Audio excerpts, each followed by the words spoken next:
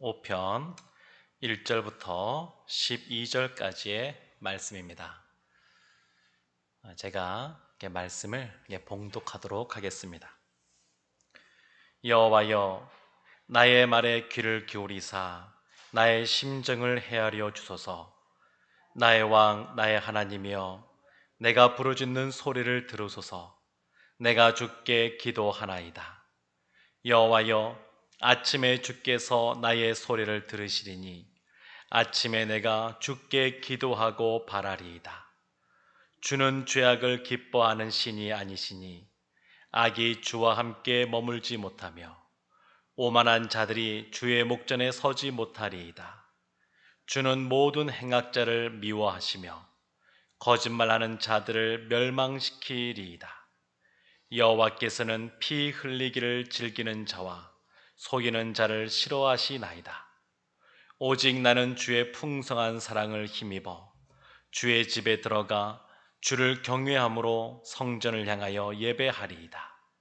여호와여, 나의 원수들로 말미암아 주의 의로 나를 인도하시고 주의 길을 내 목전에 곧게 하소서. 그들의 입에 신실함이 없고 그들의 심중이 심히 약하며 그들의 목구멍은 열린 무덤 같고 그들의 혀로는 아첨하나이다. 하나님이여, 그들을 정죄하사 자기 꾀에 빠지게 하시고 그 많은 허물로 말미암아 그들을 쫓아내소서. 그들이 주를 배역함이니이다. 그러나 주께 피하는 모든 사람은 다 기뻐하며 주의 보호로 말미암아 영원히 기뻐 외치고 주의 이름을 사랑하는 자들은 주를 즐거워하리이다. 여호와여, 주는 의인에게 복을 주시고 방패로함 같이 은혜로 그를 호위하시리이다. 아멘. 네, 저희가 요즘 생명의 삶도 시편 뒤쪽 부분을 나가고 있고, 그리고 수요일 날은 시편 1편부터 몇 주간 내용을 살펴보고 있는데, 시편 총 150편 중에서 1편부터 5편까지는 찬찬히 그 말씀들을 보면 복이란 말들이 들어가 있습니다. 오늘도 보게 되면 맨 마지막 절에 여호와여, 주는 의인에게 복을 주시고, 다윗을 비롯한 여러 시인들이 하나님께 이렇게 시로서 기도함으로 찬양함으로 나아갈 때 참 어렵고 힘든 일도 많이 나오는데, 시편을 편집한 나중에 그런 분들이 아주 의도적으로 한 것 같은데, 시편 1편부터 5편까지는 복에 대한 내용으로 딱 이렇게 배치를 해 두었습니다. 1편과 2편은 서론에 대한 내용이라 그러면 3편, 4편, 5편 다 다윗의 시인데 이런 복에 관련된 내용이 기록이 되어져 있습니다. 오늘 1절 말씀을 보게 되면 이렇게 되어 있습니다. 여호와여, 하나님을 늘 부르면서 시작하는데, 여호와여, 나의 말에 귀를 기울이사 나의 심정을 헤아려 주소서. 귀를 기울여 달라고, 귀를 잘 기울여서 나의 소리에 잘 듣고 응답해 달라고 시인이 이렇게 말하고 있습니다. 근데 이런 이 소리라고 하는 것은 그 뒤에 2절도 동일하게 나오는데, 내가 부르짖는 소리를 들으소서. 소리, 기도, 말, 귀, 이런 것들이 나옵니다. 그러니까 소리가 굉장히 중요합니다. 세례 요한도 광야에 외치는 소리로 있었는데, 이 소리라고 하는 자체가 굉장히 중요합니다. 그런데 이 소리뿐만 아니라 어떤 면에서는 그 사람에 대하여 더 잘 알기 위해 필요한 것이 있는데, 시인이 뭐라고 고백했냐면 나의 심정을 헤아려 주소서, 이렇게 말했습니다. 나의 마음을 헤아려 주소서. 어떤 사람을 이해할 때에 그 사람의 말을 잘 들으면, 그 사람이 어렵고 힘든 일이 있다는 걸 들을 때에 그렇구나, 머리로 이해는 되어도 그분의 그러한 겪는 마음의 어려움을 진짜 정확히 알려면 마음과 마음이 맞닿아야 됩니다. 마음의 울림이 있어야 됩니다. 마음이 서로 통해야 아, 진짜 저분이 아주 힘든 가운데 있구나. 아니면 기쁜 가운데 있구나. 이런 것들을 알 수가 있습니다. 마음과 마음이 통하는 것이 너무너무 중요합니다. 예전에 사극 같은 거 보게 되면 뭐 그런 것 있지 않습니까? 전하, 통촉하여 주시옵소서. 그러면 아주 유력한 어떤 신하가 이렇게 선창을 하면 다른 또 신하들이 다 같이 엎드려 가지고 후창으로 전하 통촉하여 주시옵소서, 이런 장면들이 사극에 종종 나왔었는데, 근데 그러한 통촉하여 주시옵소서라고 할 때 그런 의미를 생각해 보면 왕이 갖고 있는 어떤 생각이나 뜻을 돌이켜 달라고, 본인들이 요구하는 것에 거기서 맞춰서 뭔가를 결정을 해달라고 어떤 면에서는 압박용으로 하는 것을 볼 수가 있습니다. 근데 지금 시인이 보게 되면 헤아려 주소서라고 하는 말이 예전 번역으로는 통촉하소서 이렇게 되어 있습니다.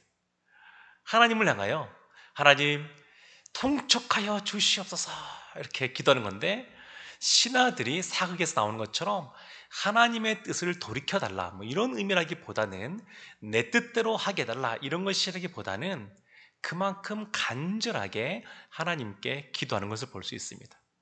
이 시인이 아주 마음을 다해서 하나님께 간절하게 그렇게 기도합니다. 한국 교회가 세계 교회 가운데 아주 독특한 특별한 것들이 있습니다. 그 중에 하나가 뭐냐면 이렇게 주여 삼창 뭐 이런 겁니다. 주여 삼창하시고 통성으로 기도하겠습니다. 그러면 이제 같이 통성으로 주여 부르고 기도하는데, 이렇게 우리가 주여라고 안 불러도 주님께서 들으실까요? 안 들으실까요? 다 들으십니다. 다 아십니다. 우리가 속으로 아주 작은 미세한 소리로 기도해도 다 들으시는 분이 하나님이십니다. 그럼에도 불구하고 특히 우리 한국교회에서 주여 이렇게 부르고 기도하는 것은 그만큼 어렵고 힘든 세월을 우리의 선배들이 사실은 살아왔습니다. 한국의 이 땅 가운데 복음이 들어온 다음에 그때가 구한말 시대였으니까 굉장히 사회적으로 혼란한 시대였고, 주변에 있는 강대국들에 의해서 여러 가지 핍박을 당하고 약탈을 당하던 시기였고 쉽지 않은 시기였습니다. 그리고 나서 일제 강점기 시기를 보내게 되었고, 그리고 민족의 아픔인 한국 전쟁도 겪게 되었고, 이 쉽지 않았습니다. 그러니까 사는 것이 너무 어렵고 힘드니까 한국 교회에 있는 성도님들이 하나님께 부르짖는 겁니다. 다윗이 하나님께 이렇게 부르짖는 것처럼 여호와여, 오늘 보면 반복해서 나옵니다. 하나님이여, 주여, 이런 부분이 다윗은 진짜 많이 부르짖으면서 기도합니다. 하나님이 귀가 좀 약간 어두우셔서 못 들어서 소리 크게 지르는 것이 아닙니다. 다 압니다. 다 알지만 그만큼 마음에 간절함이 있으니까 이 기도 제목을 꼭 이루어 달라고, 하나님 아니면 안 된다고, 내가 처한 상황이 너무 어렵다고 그런 마음이 있으니까 그렇게 부르는 것이고, 한국교회가 그렇게 주여 부르면서 기도했던 것은 그만큼 어렵고 힘든 세월을 많이 보내왔기 때문에 그렇습니다. 그래서 이 시인이 하나님 귀로 들으시고 심정으로 마음으로 좀 이해해 달라고 이렇게 하나님께 간구하는 것을 볼 수 있습니다. 그런데 이것만이 아니라 한국 교회가 또 세계 교회 가운데 좀 독특한 그러한 것들이 있는데, 그것이 뭐냐면 새벽 기도입니다. 새벽 기도. 새벽 기도는 한국 교회만 하는 것은 아니고 예수님도 하셨고 예수님 오시기 이전부터 있었던 것이긴 합니다만, 그러나 교회적으로 아주 이렇게 열심히 모여서 새벽에 기도하는 이런 모습은 한국 교회의 하나의 특징이라고 할 수 있습니다.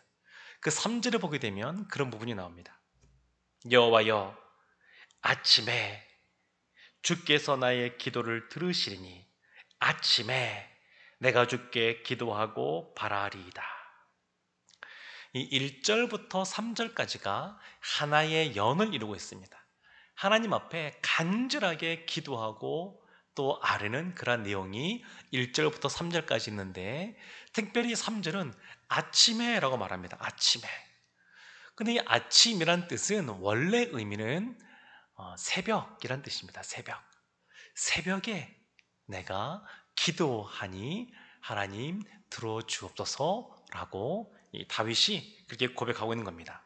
유대인들은 기본적으로 하루에 3번 기도합니다.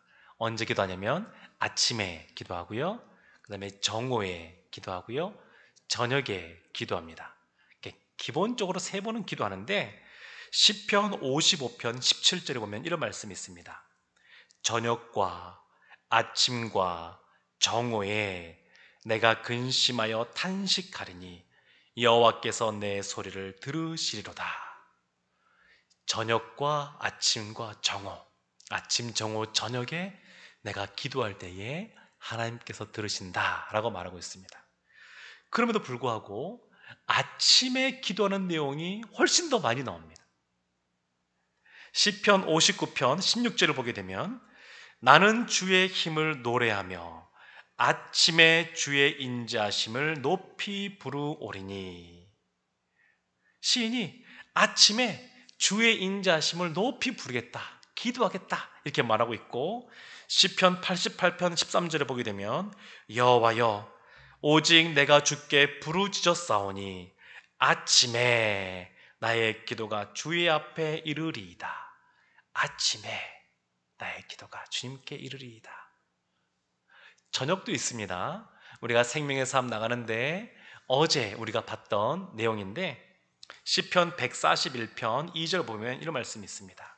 나의 기도가 주의 앞에 분향함과 같이 되며 나의 손 드는 것이 저녁 제사같이 되게 하소서.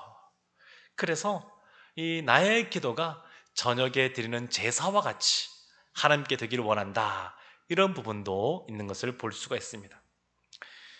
그런데 왜 이 성경에서는 특별히 아침에 이렇게 기도한다라는 표현이 많이 있을까? 제가 어렸을 때는 이런 이야기를 많이 들었습니다. 하나님께서는 아침에 새벽에 기도를 더 잘 들어주신다. 그래서 새벽에 기도하는 것이 중요하다, 이런 말들을 들으면서 자랐습니다. 그래서 하나님은 왜 그럴까, 그런 의문을 가졌습니다. 왜 하나님은 새벽에 더 잘 들어주시지? 이런 생각을 하고 자랐는데, 여러분 어떻습니까? 하나님이 새벽에 기도하면 들으시고 우리가 지금 거의 정오 즈음 되는데 이때 기도하면 잘 안 들어주시고 그런 하나님이실까요? 그렇지 않습니다. 하나님은 언제나 다 들어주십니다.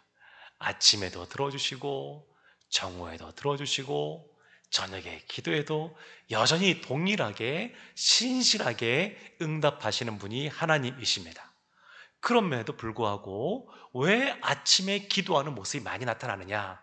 그것은 우리의 일상 생활을 살펴보게 되면 아침에 일어나서 또 여러 가지 출근 준비도 하게 되고 또 뭐 학교를 간다 그러면 자녀들이 그것을 준비해 주기도 하고 일상의 삶들을 살아가고, 그러다 보면 어느 순간 시간들이 흐트러지게 됩니다. 기도를 해야 되는데, 기도를 할 때 시간을 정해놓고 해야 되는데, 정해놓고 기도해야 늘 기도하는 삶을 살 수 있는데 가장 정하기 쉬운 시간이 언제냐면 아침이기 때문에 그렇습니다. 아침, 새벽에 시간을 정해서 하나님께 기도하는 것이 하루 종일 기도할 수 있는 비결이라고 할 수 있습니다. 그때 시간 내는 것이 가장 이렇게 무난합니다. 사람에 따라 좀 다르겠습니다만, 그러나 아침에 시간 내기가 제일 이렇게 편안합니다. 그러니까 잠을 좀 줄이고 아침에 일찍 일어나서 기도하는 것이 우리의 현실 속에 아주 필요한 부분이다라고 할 수 있고, 그거보다는 좀 더 중요한 의미가 있는데, 그것은 뭐냐면 유대인들은 하루의 시작은 해가 떠야지 시작하는 겁니다. 해가 떠야 하루가 시작하는 겁니다.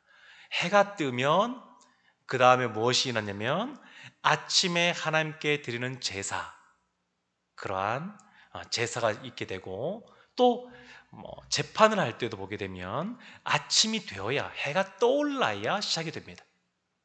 일반적인 의미들은 다 그렇습니다. 그래서 제사, 예배라고 하는 것은 하나님이 우리에게 죄도 용서해 주시고 은혜도 베풀어 주시는 그러한 시간들이니까, 우리에게 늘 회복을 주시는 시간이니까 우리가 요즘에 새벽에 기도할 때마다 우리 교회를 위해서 기도할 때 하나님 예배 가운데 하나님을 경험하게 달라고 기도하는데, 하나님을 경험한다고 하는 것은 하나님의 은혜를 경험하고 하나님의 치유하심, 하나님의 회복케 하심, 하나님의 함께 하심을 이렇게 그 하나님을 경험한다라는 그러한 표현으로 쓰고 기도하고 있습니다. 그러니까 하나님의 은혜를 받는 것, 해가 떠올라야 됩니다. 하나님 앞에 어떤 면에서는 심판을 받는 것, 재판은 심판이라고 할 수 있으니까 그것도 해가 떠올라야 됩니다. 해가 떠올라야 은혜와 은혜도 받기도 하고 심판도 받기도 하는데, 그런데 그 은혜를 받기 위해서 기다리는 시간이 너무 간절한 겁니다. 여러분들 인생에 있어서 아주 큰 어떤 감당하기 어려운 그런 어려움이나 문제에 맞닥뜨리신 적들이 아마 있으실 겁니다. 어쩌면 지금 그런 시간을 보내고 계신 분이 있을지도 모르겠습니다. 근데 그럴 때 문제가 너무 크면 밤에 잠을 자려고 해도 그 문제 때문에 잠을 잘 수가 없습니다. 내일 아주 중요한 무엇이 있다 그러면 그것 때문에 밤을 그냥 새기도 하는 그런 것이 우리의 모습이기도 합니다. 그 문제가 너무 크다 보니까, 그 일이 너무 중요하다 보니까 밤잠을 설치는 경우가 있는 것을 볼 수가 있습니다. 그리고 새벽에 제가 우리 교회 부임해서 보니까 새벽 예배 딱 남았는데 마스크를 쓰고 계시고 불이 안 켜져서 어두워서 제가 누군지는 모르겠습니다. 누군지는 모르겠는데 교회 문이 열리기 전에 먼저 오셔서 왔다 갔다 하셔요. 네. 교회 문이 열리기 전부터 그냥 기다리고 계셔요. 기다리고. 근데 우리 예전부터 보면 그런 분들이 많이 있었습니다. 교회 문이 아직은 열리지 않아서 들어가지는 못하는데 하나님 앞에 빨리 가서 기도하고 싶어서 일찍 일어나서 교회 와서 기다리다가 문이 딱 열리면 그냥 들어가서 하나님께 간절히 기도하는 그런 우리의 믿음의 선배들이 참 많이 있었습니다. 그러니까 새벽이라고 하는 것은 그런 시간입니다. 하나님 앞에 나아가서 은혜를 구하고자 하는, 하나님을 바라보고 간절히 기도하는, 간절히 기다리는 그러한 시간이 새벽이라고 할 수 있습니다. 이 시인이 왜 내가 아침에 새벽에 하나님께 기도하겠노라고 다시 다짐하냐면 그러한 간절함이기 때문에 그렇습니다. 그렇다 그래서 늘 잠을 못 자는 건 아닙니다. 아브라함 보게 되면 하나님의 그런 말씀이 있어서 이스마엘을 떠나보낼 때에 새벽같이 떠나보냅니다. 하나님 말씀이 있어서 이삭을 데리고 떠날 때에 새벽같이 일어나서 떠납니다. 어쩌면 밤잠을 잘 못 잤을지도 모르겠습니다. 또 아니면 아브라함은 믿음의 사람이니까 잠은 충분히 자고 새벽에 벌떡 일어나서 보낼지도 모르겠습니다. 시편 4편 8절, 오늘 본문 바로 앞에 있는 말씀 보면 이런 말씀이 있지 않습니까? 내가 평안히 눕고 자기도 하리니 나를 안전히 살게 하시는 이는 오직 여호와이시니이다. 아멘. 하나님이 우리를 안전하게 하시니까 밤에 평안히 잠을 잘 수 있습니다.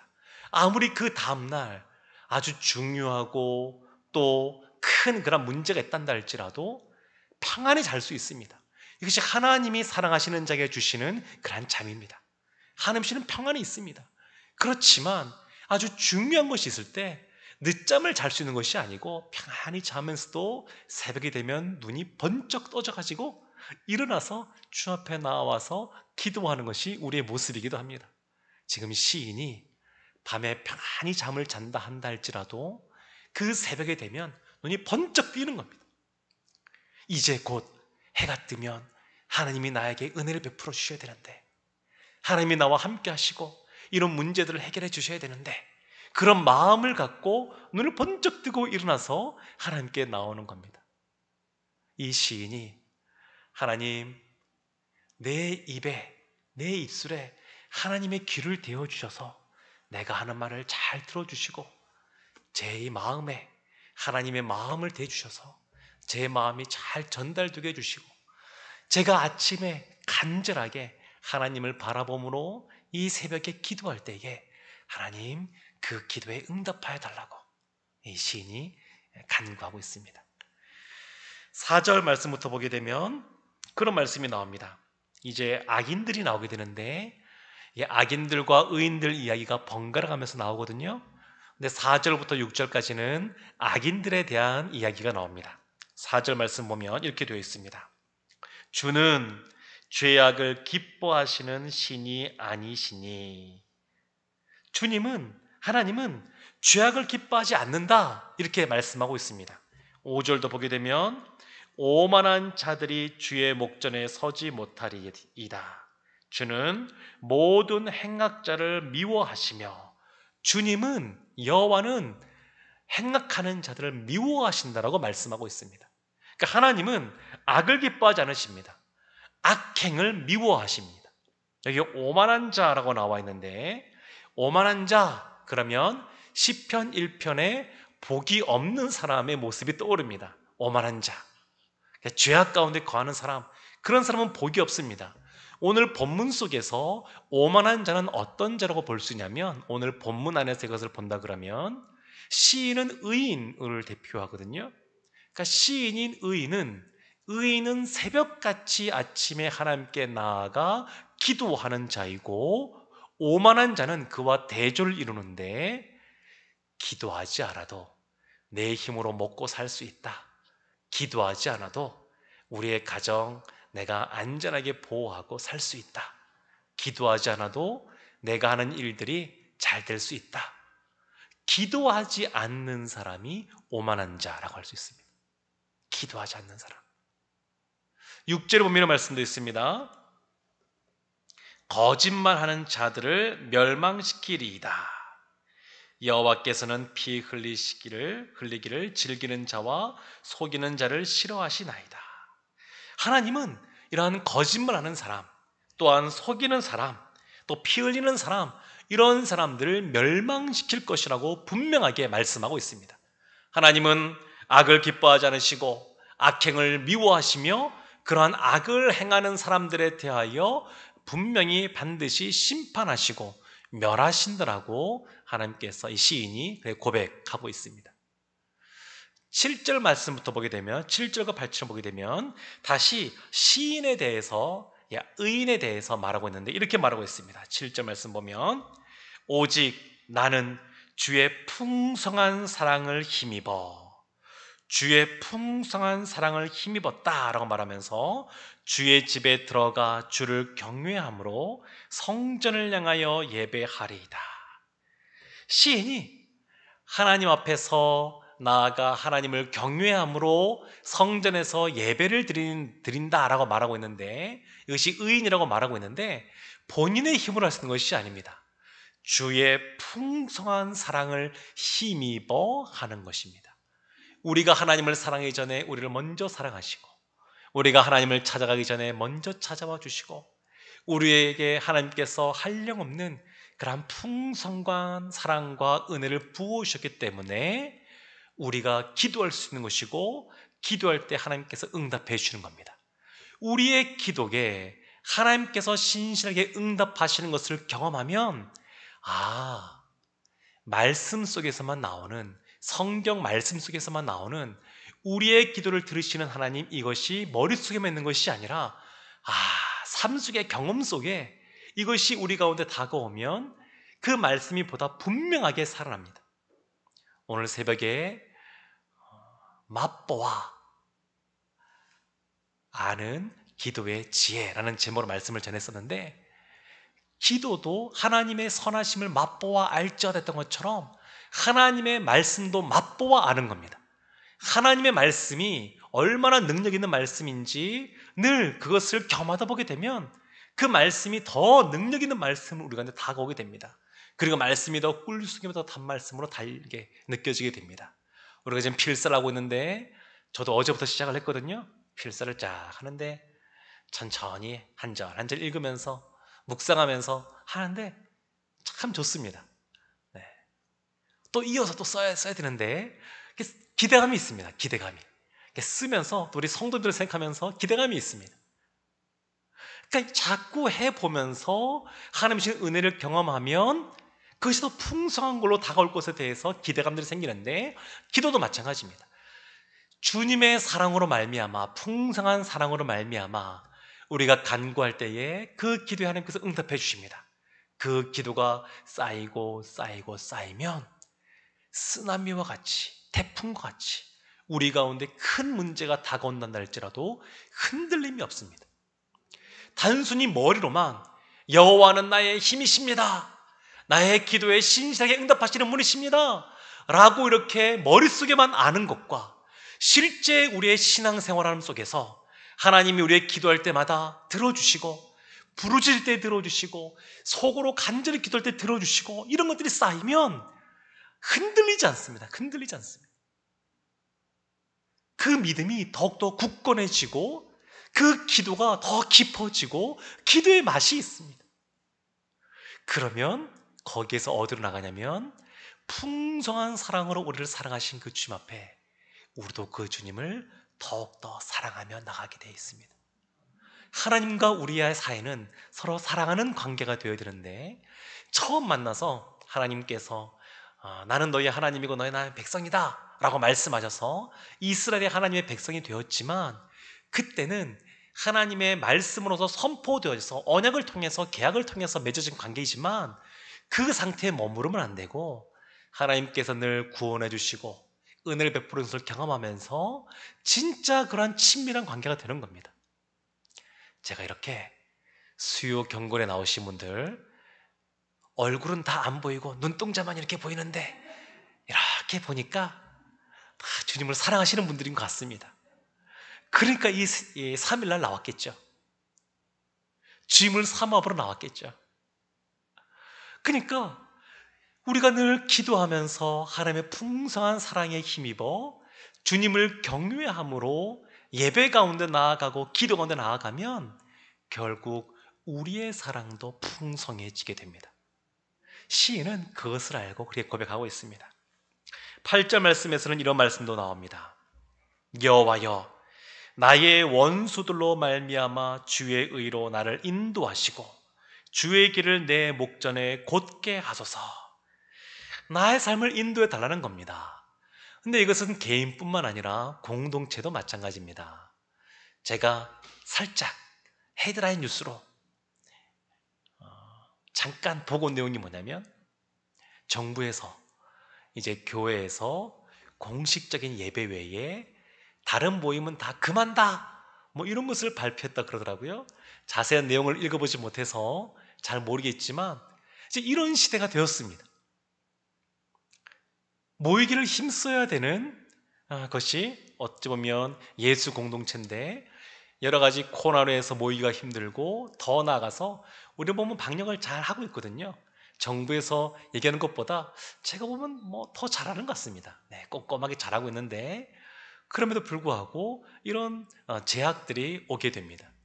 제가 딱 보면서 이제 어떻게 해야 되나 그런 고민을 하면서 올라왔는데, 그렇지만 우리 한 사람의 길을 주님께서 선하게 고든 길로, 바른 길로, 최고의 길로 인도하실 뿐만 아니라 우리의 공동체도 하나님께서 그렇게 인도하시는 줄로 믿습니다. 이 시인인 다윗은 홀로 있었던 사람이 아닙니다. 굴에 있을 때에도, 사울 왕에 쫓길 때에도 혼자 있었던 것이 아니라 400명, 600명, 그것도 그냥 그 사람들이 아니라 상처 많은 그러한 사람들, 문제 많은 사람들, 그들을 데리고 함께일 것 같은 삶을 살았고 하나님의 인도하심을 경험한 사람입니다. 그러니까 나중에 나라의 왕이 되어서 한 국가를 운영할 때에도 하나님만 의지하면서 나갈 수 있었습니다. 시인은 그것을 알고 있었습니다. 그리고 오늘 이 5편의 말씀 보게 되면 시인이 두 가지 대조적인 태도를 취하는 모습이 나오는데, 하나는 의인에 대한 내용이고 또 하나는 악인에 대한 내용입니다. 그리고 9절과 10절 보면 이 악인에 대한 내용들이 나오는 것을 볼 수가 있습니다. 9절 보면 이렇게 나와 있습니다. 그들의 입에 신실함이 없고 그들의 심중이 심히 악하며 그들의 목구멍은 열린 무덤 같고 그들의 혀로는 아첨 하나이다. 근데 이 말씀을 보게 되면 이 시편 5편 9절보다 더 유명한 말씀이 떠올려집니다. 그것이 로마서 3장 10절에 있는 말씀인데 10절부터 있는 말씀인데 제가 한번 읽어보겠습니다. 기록된 바 의인은 없나니 하나도 없으며 깨닫는 자도 없고 하나님을 찾는 자도 없고 다 치우쳐 함께 무익하게 되고 선을 행하는 자는 없나니 하나도 없도다. 13절에 이렇게 씁니다. 그들의 목구멍은 열린 무덤이요 그 혀는 속임을 일삼으며 그 입술에는 독사의 독이 있고. 그러니까 이것은 지금 의인이 아닌 하나님을 모르는 그런 악한 사람들에 대하여, 복음을 모르는 사람들에 대하여 이렇게 표현하고 있는 겁니다. 그러니까 지금 이 시인이 볼 때에 5편 9절에 나오고 10절에 나오는 이런 악인들은 어떤 사람들이냐면 복음이 없는 사람들, 어떤 면에서는 복음이 필요한 사람들, 하나님을 모르기에 악을 행하는 사람들, 이렇게 볼 수가 있습니다. 그래서 10절 말씀 보게 되면 또 이렇게 나옵니다. 하나님이여 그들을 정죄하사 자기 꾀에 빠지게 하시고, 자충수를 둔다 그러죠. 악인들이 자신의 올무에 자신이 걸리게 해달라고 이렇게 기도하는 겁니다. 그 많은 허물로 말미암아 그들을 쫓아내소서. 그들이 주를 배역함이니이다. 주님을 배역했기 때문에 악한 겁니다. 왜 악인이냐?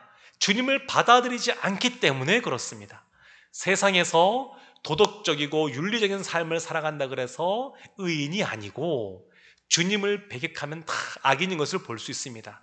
로마서 3장 18절에도 보게 되면 이런 말씀이 있습니다. 그들의 눈앞에 하나님을 두려워함이 없느니라. 하나님을 두려워하지 않는 사람들이 악한 사람들입니다. 하나님을 두려워하지 않고, 의인은, 시인은 하나님을 경외해 두려워하는데 악한 사람들은 하나님을 두려워하지 않습니다.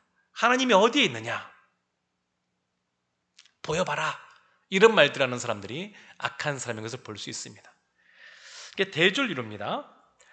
그리고 11절 말씀부터 보게 되면 시인이 다시 한 번 더 하나님께 간구하는 모습이 나오는데 이렇게 있습니다.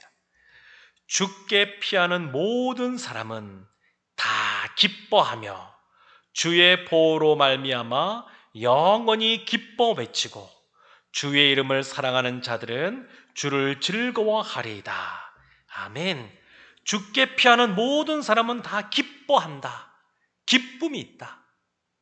시편 4편 오늘 본문 앞에 있는 7절에도 보게 되면 주께서 내 마음에 두신 기쁨은 그들의 곡식과 새 포도주가 풍성할 때보다 더하니이다 라고 말하면서 다윗이 우리에게 주는 기쁨은 곡식으로 주는 기쁨과는 다른 것이다. 세상의 물질로 인해서 얻는 기쁨과는 다른 것이다. 이런 말을 했었습니다. 지금도 마찬가지입니다. 지금 이 시인에게는 기쁨은 주님으로 말미암아 오는 기쁨입니다. 주께 피하는 모든 사람, 주님의 품 안에 거하는 사람, 그런 사람에게는 기쁨이 있다라고 시인이 말하고 있습니다. 그리고 주의 이름을 사랑하는 자들은 주를 즐거워하리이다. 주의 이름을 사랑하는 사람, 주의 풍성한 사랑을 힘입어 주님께 간구하고 예배드리고, 그리고 하나님이 주시는 그러한 은혜를 경험함으로 다시 더 주님을 사랑하게 된 사람들, 그 주님을 사랑하는 사람들에게 주님이 주시는 선물이 있는데 그것이 기쁨이라는 것입니다. 기쁨. 하나님은 우리가 기뻐하기를 원하십니다. 신앙생활하면서 힘들게 살아가는 것이 아니라 실제 삶 속에 우리에게 주신 그러한 짊어주신 십자가가 있기 때문에 우리가 그것을 감당해야 되지만, 그러나 그것을 감당하며 갈 때 인상을 찌푸리고 아주 입에서 불평을 쏟아내면서 억지로 원하는 것이 아니라 기쁨으로 감당하는 겁니다. 기쁨으로. 하나님이 우리에게 은혜를 주시면 그렇게 되는 줄로 믿습니다. 여기 계신 분들은 다 그런 걸 경험하신 분들이라고 생각합니다. 하나님이 은혜를 주시면 상황이 변하지 않았는데 마음속에 기쁨이 있습니다. 기쁨이 있습니다. 로마서에 보게 되면 12장에 악에게 지지 말고 선으로 악을 이기라 라는 말씀이 있습니다. 악에게 지지 말고. 지금 이 악한 사람들은 험한 말을 하고 믿음의 사람들, 시인을 넘어뜨리려고 하고 그리고 죽이려고 하고 여러 가지 세상적인 방법을 동원하는데, 우리도 똑같이 세상적인 방법으로 살아가는 것이 아니라 우리는 하나님 앞에 믿음으로 반응해야 될 줄로 믿습니다. 시인이 기도하면서 하나님 이 악한 사람들 이렇게 벌해주세요라고 기도하지만 이것은 오해하시면 안 되는 것인데, 그것이 뭐냐면 우리가 세상에서 살아갈 때 이러한 믿지 않는 사람들, 우리를 핍박하는 사람들에 대하여 똑같은 방법으로 대항하는 것이 아니라 악으로 선으로 악을 이기는 삶을 살아야 됩니다. 기도할 때는 우리가 모든 걸 다 토할 수 있습니다. 하나님, 제 마음이 너무 원통합니다. 너무 분합니다. 너무 억울합니다. 정말 어떻게 좀 해주십시오라고 기도할 수 있습니다. 그러나 이것은 하나님을 신뢰하기 때문에 하는 기도입니다. 하나님이 얼마나 좋으신 분이신 줄 알고 온 우주 만물을 다스리고 통치하신 것을 알기에 그걸 기도하는 것이고, 하나님은 모든 사람이 주께 돌아오기를 원하시는 것을 알기에 이렇게 기도하는 겁니다. 실제로 그 사람을 만나서 너는 악한 사람이야, 너가 하는 말들은 독사가 하는 말들 같아, 이런 말들을 뱉으시면 안 됩니다. 나를 어렵게 하고 힘들게 하는 사람이 있단다 할지라도 그런 마음이 있으면 하나님께 나아가서 기도하고 토하는 거지, 토설하는 거지, 사람에게 똑같이 대하는 것은 아닙니다. 사람을 대할 때는 선으로 악을 이기는 모습으로 나아가야 됩니다.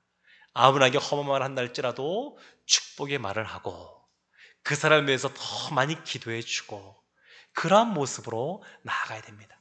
이런 사람이 주님의 사랑을 입은 자로서 주님을 사랑하는 자입니다. 이런 사람에게 세상이 빼앗아갈 수 없는, 줄 수 없는 하나님이 주시는 기쁨이 있습니다. 마지막 절 한 절 말씀 보겠습니다. 여호와여, 주는 의인에게 복을 주시고, 주님은 우리에게 복을 주시는 분이십니다. 그리고 은혜로 그를 보호히 하시리이다. 우리에게 은혜를 베풀어 주시는 분이십니다. 하나님이 우리에게 복을 주시는데 기쁨의 선물을 주시고 또한 은혜를 베풀어 주십니다.